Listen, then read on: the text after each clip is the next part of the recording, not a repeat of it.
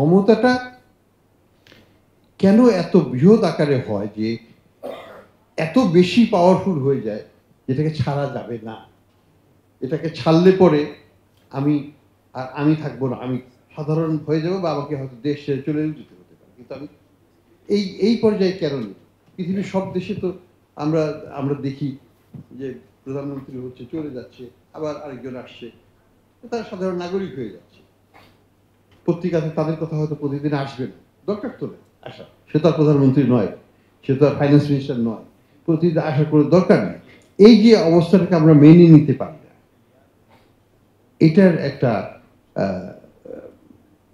আত্মবিশ্লেষণ দরকার আছে যে কেন এখন পর্যন্ত 55 বছর হতে চললো আমাদের সময়, কিন্তু আমরা এখন পর্যন্ত ক্ষমতা তুলে দিতে পারিনি আরেকজনের হাতে, এবং খুব খুশি হয়ে বা শান্তিপূর্ণভাবে। এই জায়গাটা আমাদের ব্যর্থতা। কাজে এই কালচারগুলো না আসতে পারলে আমার মনে হয় না যে গণতান্ত্রিক প্রক্রিয়া এবং উন্নয়নটা কিন্তু এটার সাথে জড়িত। উন্নয়ন কেন হয়, কেন যেটুকু না দিলে নয় জনগণকে, সেটুকুই কিন্তু আমাদের এই নেতারা দিয়ে থাকে। সেটা এরশাদ সাহেবও দিয়েছেন, সেটা বিএনপিও দিয়েছে, সেটা আওয়ামী লীগও দিয়েছে। যেটুকু না দিলে নয়, তার বেশি কিন্তু না।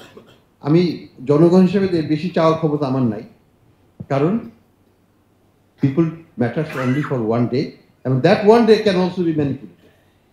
কাজে আমার দরকার কি আছে? অ্যাকাউন্টেবিলিটি তো পেট্রো ক্লায়েন্ট রিলেশনশিপের ভিত্তি হয়ে যাচ্ছে। আমার তো জনগণের কাছে তো দায়বদ্ধতা নাই। কাজে এই দায়বদ্ধতা সৃষ্টি না করলে পরে এই যে ডেভেলপমেন্ট পার্টটা, এটা একটা হাফ হার্টেড ডেভেলপমেন্ট হবে। এটা কখনোই ফুল ডেভেলপমেন্টে ট্রান্সলেট করবে না। কারণ অধিকার তো জিনিস ওই গণতন্ত্রের সাথেই, চর্চার সাথে, আমার দাবির সাথে আমাকে বুঝে নিতে হবে। প্রত্যেকটা সম্প্রদায়কে তার অধিকার আদায় করে নিতে হবে, এবং সেটার জন্য কিন্তু গণতান্ত্রিক প্রক্রিয়াটা। সেজন্য আমাদের পার্টির মধ্যে যদি না থাকে, গণতন্ত্র না থাকে, এটা এখনো নাই।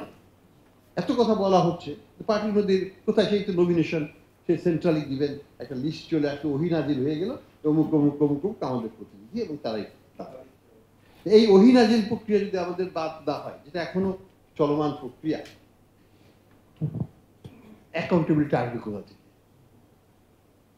আর অ্যাকাউন্টেবিলিটি যদি না আসে, আমার ভোটের মাধ্যমে যদি আমার প্রতিনিধি না যায়, আমার প্রতিনিধিকে যদি আমার সিলেকশন করার ক্ষমতা না থাকে, এটা অন্য জায়গা থেকে সিলেকশন হয়ে যায়, তাহলে এর চাইতে হতাশাজনক গণতন্ত্র আর কি হতে পারে? সেখানে কিন্তু আমাদের কোনো পরিবর্তন আমি দেখছি না। তো যাই হোক, আমাদের আশাবাদী হতে হবে। আমরা আশা করব যে আমাদের জনগণ যদি তাদের ভাগ্য নিয়ন্ত্রণ নিজেদের হাতে না নিতে পারে এবং কন্টিনিউয়াসলি সরকারকে চ্যালেঞ্জ না করে, আমাদের যারা ইনস্টিটিউশনগুলো আছে তারা যদি যেটা তারা করা দরকার সেটুকুর বাইরে তারা যদি কোনো অসাংবিধানিক নির্দেশ প্রতিপালন না করে, তাহলে কিন্তু গণতন্ত্র ফিরে আসে। তাছাড়া